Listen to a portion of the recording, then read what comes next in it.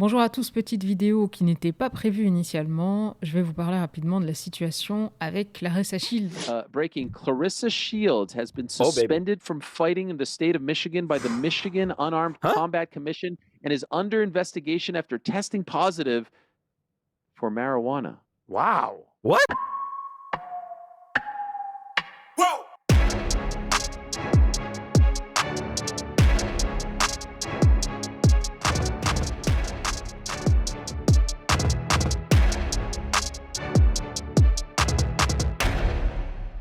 Que s'est-il passé? On revient dessus et je vous explique pourquoi je trouve ça un peu louche. Alors, tout a commencé déjà avec un certain Rick Glazer, dont personnellement j'avais jamais entendu parler, qui a commencé à dire que Clarissa était dopée. Donc lui, il a vraiment parlé de dopage au sens substance qui améliore la performance. Bon. Chose que Clarissa s'est empressée de nier, et non seulement elle l'a nié, mais elle l'a aussi menacé de poursuites judiciaires pour diffamation. Suite à ça, il y a eu des allégations, des déformations, donc évidemment ça a atteint à la réputation de Clarissa.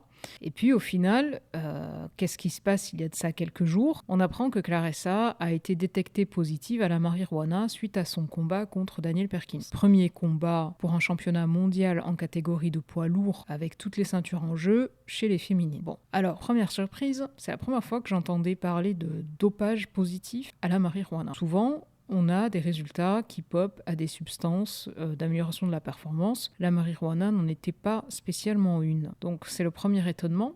Le deuxième étonnement, c'est lorsqu'on regarde dans les résultats qui ont été partagés par Clarissa. Donc vous pourriez me dire que c'est peut-être des résultats falsifiés. Effectivement, il faudra attendre la fin de l'enquête complète pour savoir ce qu'il en est. Mais il n'en demeure pas moins que ces résultats révèlent des doses très très faibles des traces de marijuana.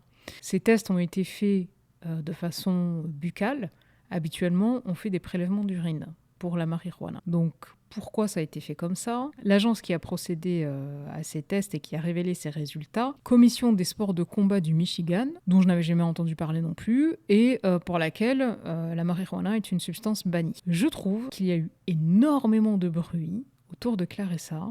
Alors le timing est assez surprenant puisque moi j'avais prévu de toute façon de vous faire une vidéo sur Alicia Baumgartner cette semaine et de parler du coup du dopage. Et donc ça tombe à point puisque je vous faisais part un peu de mes réflexions sur le dopage. En l'occurrence, je pense qu'il s'agit d'une instrumentalisation. Voilà, c'est ma conviction personnelle. J'attends d'avoir, comme tout le monde, les conclusions de l'enquête qui aura été menée. Mais Clarissa Shields, c'est une athlète qui n'a jamais été sous le coup de moindre suspicion par rapport au dopage. On parle de marijuana, de cannabis. Quand bien même elle aurait fumé du cannabis, chose qu'elle nie, ça serait inhabituel de se doper au cannabis.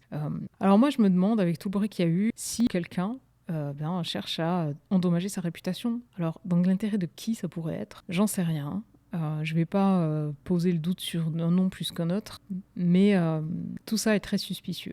Ma conviction personnelle, c'est que Clarissa Shields ne s'est pas dopée. Clarissa Shields, c'est quelqu'un qui a toujours tenu à sa réputation. C'est quelqu'un qui a toujours affiché ses convictions, son intégrité. C'est quelqu'un qui s'est tenu à ses valeurs, y compris vis-à-vis de sa famille, même quand c'était extrêmement difficile, parce qu'on peut pas vraiment dire qu'ils l'ont épargné. Si vous suivez un petit peu à l'occasion ce qu'elle dit parfois sur sa chaîne YouTube, ou même par le passé ce qu'elle a pu partager, vous voyez bien que c'est quelqu'un qui reste quand même très fortement attachée à ses valeurs. Alors quel intérêt aurait eu Clarissa à se doper, elle qui connaît très bien le monde de la boxe et ses procédures, elle qui n'a jamais été spécialement favorisée par la boxe, elle qui a mis énormément de temps à pouvoir gagner de l'argent dans son sport, malgré sa double médaille d'or back-to-back, enfin coup après coup, aux Jeux Olympiques de Londres et de Rio 2012-2016, malgré la multiplicité de ses ceintures, et le fait qu'elle aille chercher de l'adversité dans la boxe, mais aussi en dehors, puisqu'elle est allée au PFL, pourquoi est-ce qu'elle prendrait ce risque à ce moment-là de sa carrière? Ça n'a aucun sens. Contre Daniel Perkins, je vois pas ce que le cannabis aurait pu lui amener en termes de dopage. Si tu vas te doper contre Daniel Perkins, tu vas te doper avec autre chose qu'avec du cannabis. Enfin, vu la corpulence de Daniel Perkins, pas vraiment de sens. Et puis d'ailleurs, si Clarissa avait dû se doper, pourquoi elle ne se serait pas dopée lors de son combat contre Vanessa Lepage-Johannis? puisque c'est à ce moment-là qu'elle a surtout eu à prendre de la masse musculaire. Donc pour moi, tout ça, ça fait pas vraiment de sens. Je suis très suspicieuse quant à tout ce qui se trame en ce moment à l'encontre de Clarissa. Bon, après, il y a peut-être aussi un contexte politique particulier à l'heure actuelle qui fait qu'on veut entacher sa réputation et qu'on n'a pas trop envie de l'avoir à la tête de l'affiche. Je sais pas. C'est trop tôt pour en parler, c'est trop tôt pour savoir la vérité. Après, c'est difficile quand on est supporter d'un sportif ou d'une sportive, quand on arrive à ce genre de situation. Parce que nous, on veut défendre notre sportif, on y croit en ses valeurs et on croit en sa personnalité et en son intégrité. Mais d'un autre côté, on ne sait pas. Et tant qu'on ne sait pas, on peut avoir un doute. Et donc, c'est difficile comme position à tenir parce qu'à la fois, on a envie de défendre ce sportif, à la fois, on ne sait pas. Et à la fois, on se dit, peut-être que cette personne, en fait, elle nous a trahis. Alors, trahis, elle ne nous connaît pas, mais est-ce qu'elle a trahi ses valeurs? Et donc, c'est en ce sens-là que c'est très facile, en fait, d'instrumentaliser le dopage. Le dopage en lui-même, c'est pas juste l'athlète qui prend une substance, c'est tout un système qui est très bien pensé, qui inclut, comme je vous l'ai expliqué dans ma vidéo précédente, les médecins, l'organisation du sport en lui-même, différentes agences, différents organes de gouvernance. Et par contre, le seul qui à chaque fois est certain d'avoir sa réputation entachée, c'est bien le sportif ou la sportive, donc le boxeur ou la boxeuse. En l'espace de quelques jours, on met le doute sur la réputation de quelqu'un. Alors j'espère qu'on aura bientôt la vérité de ce qui s'est passé et j'espère que Clarissa sera, blanchie de cette affaire. Donc je voulais en parler parce que j'ai eu pas mal d'échanges avec vous sur les réseaux et sur mes messages personnels Instagram. N'hésitez pas à me suivre sur Instagram d'ailleurs. Si ça vous intéresse, je poste de temps en temps des trucs. Je vais bientôt poster la mise à jour du classement des boxeuses. Et voilà, j'ai pas trop plus de choses à dire que ça, si ce n'est que j'en ai un peu ras-le-bol de ces manigances et on n'a pas besoin de ça, quoi. Déjà, c'est difficile d'avoir des combats de boxe féminins.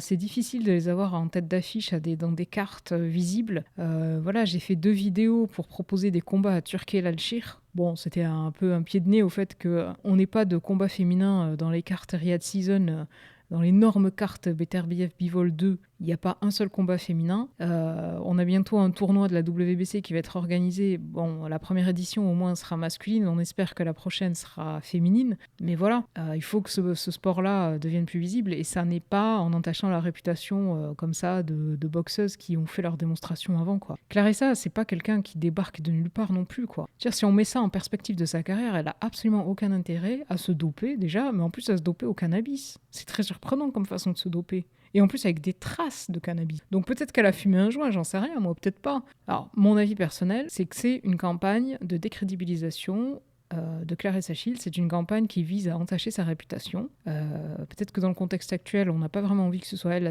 la tête d'affiche. Je vois pas qui a intérêt à faire ça, parce que même dans sa catégorie de poids, je ne vois pas quelle boxeuse aurait intérêt à faire ça. Et c'est tout simplement nul, quoi. Enfin, je comprends pas je comprends pas qui a fait quoi, et j'espère qu'on saura bientôt la vérité de cette affaire, parce que moi, je reste une grande supportrice de Clarissa Shields. Je pense pas du tout qu'elle est coupable. Je pense que c'est une athlète, au contraire, qui tient beaucoup à ses valeurs et qui l'a démontré à plusieurs reprises, y compris dans la difficulté. Je pense notamment à sa famille et ce qu'elle a été capable de faire vis-à-vis de sa famille. Voilà, donc j'ai aucun doute, moi, sur Clarissa, et j'espère qu'on saura bientôt la vérité, les explications derrière ce qui s'est passé et pourquoi on a retrouvé cette dose, ces traces de marijuana par prélèvement buccal, ce qui ne veut pas forcément dire que c'était des substances qu'elle avait dans son organisme. Voilà, donc force à Clarissa. J'espère qu'on va bientôt rétablir la vérité sur cette affaire, qu'on aura toutes les explications et que sa réputation sera restaurée à l'issue de tout ce bruit. Merci à tous, je vous dis à dimanche prochain pour le prochain épisode.